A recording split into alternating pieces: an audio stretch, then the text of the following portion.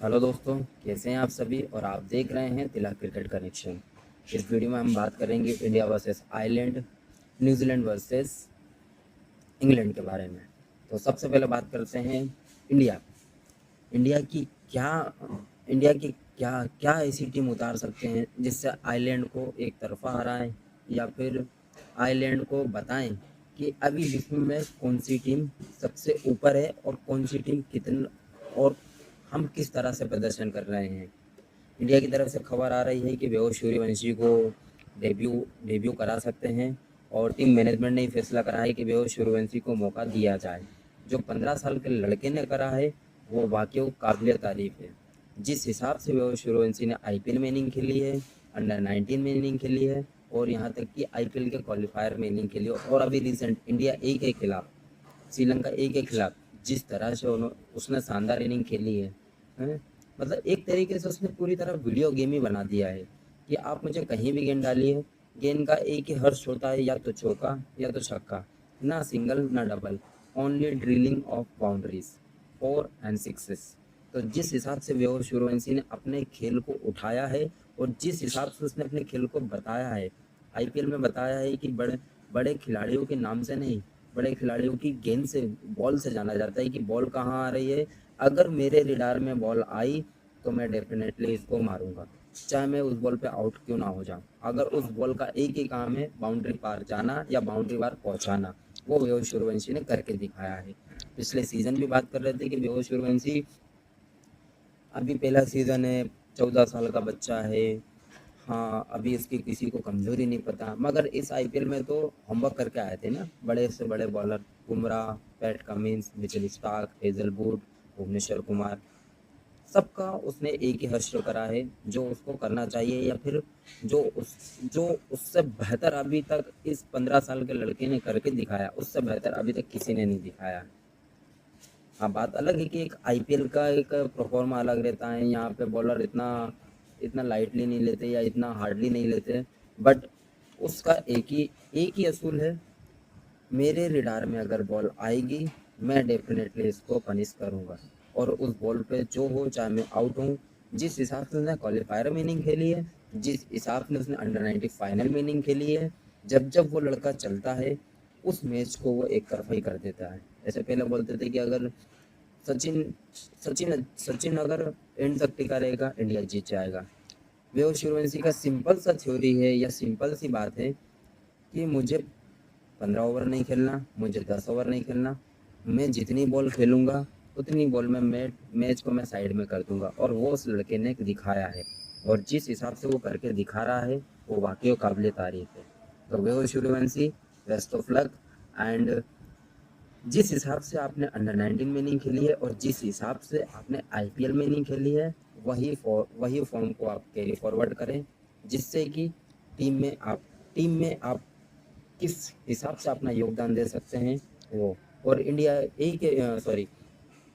के लिए सबसे अच्छी खबर यह है कि श्रेयस अय्यर T20 के नए कप्तान हैं, और उनका एक नया असाइनमेंट है, इसके बाद इंग्लैंड जाएंगे, और यहाँ से श्रेयस अय्यर की जर्नी चालू होती है जो दिसंबर 2023 के बाद अब T20 क्रिकेट में देखने को मिलेगा।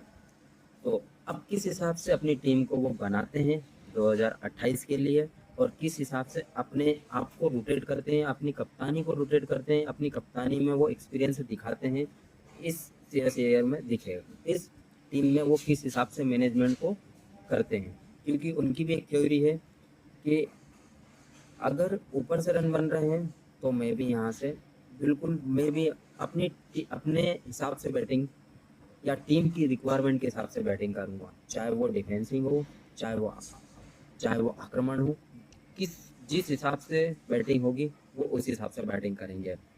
तो इंडिया के लिए एक अच्छा वार्म अप भी हो सकता है, क्योंकि आयरलैंड अगर पहले बैटिंग करती है या पहले आयरलैंड बॉलिंग करती है तो शायद इंडिया का एक मैसिव टोटल देखने को मिल सकता है। और अभिषेक शर्मा के ऊपर भी निगाह रहेगी, संजू सैमसन के ऊपर भी रहेगी, वैभव सूर्यवंशी, श्रेयस अय्यर, तिलक वर्मा, ईशान किशन। तो अब देखना ये है कि इंडिया इस मैच में कितना बड़ा टोटल अगर पहले बैटिंग करते हुए बनाती है, और कितना टोटल आइलैंड आइलैंड के बॉलरों को मतलब कितना टोटल उनको देती है। दूसरी ओर बात करें इंग्लैंड वर्सेस न्यूजीलैंड, जहां सेकंड टेस्ट जीतकर न्यूजीलैंड ने 1-1 गोल करे थे, वहीं थर्ड टेस्ट आते आते कप्तान बेन स्टोक्स की वापसी हुई है, गट एडिक्शन की वापसी हुई है, बट उनको कोई फ़र्क नहीं पड़ा। उनको ये था कि हमको ये तीसरा मैच जीतना है, वर्ल्ड टेस्ट चैंपियनशिप में ऊपर आना है, जो उन्होंने इस पहले दिन में दिखाया है। डेवन कॉनवे, टॉम लेथम, क्या इनिंग खेली है। Tom Latham out of form थे, कप्तानी बहुत अच्छी कर रहे थे, बट रन्स नहीं आ रहे थे। वो इस मैच में और इस इनिंग में उन्होंने दिखाया है कि सब्र, धैर्य और शांत रह के अगर खेला जाएगा, रन्स भी बनेंगे और कॉन्फिडेंस भी बढ़ेगा। डेवन कॉनवे के ऊपर भी बात हो रही थी कि लंबे समय से आउट ऑफ फॉर्म है, T20 में वो इतने आक्रमण तरीके से नहीं खेलते, या वनडे में वो बड़ी पारी नहीं आ रही है, टेस्ट में उनके रन शॉर्ट है। आज उन्होंने शॉर्ट रन के जवाब में सारे के सारे जितने भी थे स्कोरिंग एरिया सारे के सारे आज उन्होंने दिखाया। क्या इनिंग खेली है डेवन कॉनवे ने। अब यहाँ से न्यूजीलैंड चाहेगी कि 500, 500, 550 रन तक पहुँचे, और आज दूसरा दिन है, तो उनकी कोशिश ये रहेगी कि डेलन मिचेल या टॉम ब्लेंडर, मिचेल सेंट्रल थोड़ा थोड़ा कंट्रीब्यूट करके 30-30, 40-40 रन के टीम को टोटल 500, 550 तक पहुंचाएं और अपनी टीम को मजबूती दें। वहीं इंग्लैंड की बात करें, बेन स्टोक्स के आने से और बेन स्टोक्स की कप्तानी, हालांकि कप्तानी बहुत अच्छी करते हैं, बट कहीं ना कहीं डिफेंसिंग हो जाते हैं कि अगर विकेट नहीं गिर रहे हैं तो कहीं बाउंसर डालेंगे, या फिर बॉलरों को बताएंगे कि बाउंसर डालो, या फिर लेंथ डालो, या ऑफसाइड डालो, या वाइड एरिया डालो। तो बेन स्टोक्स के लिए भी एक अलग तरीके का ये टेस्ट मैच गुजरा है। पहले टेस्ट बहुत अच्छे से जीते, दूसरे टेस्ट में उनके ऊपर बवाल हुआ कि वो पार्टी नाइट क्लब में गए थे, वहाँ ऐसा हुआ, फिर उन्होंने माफ़ी मांगी है।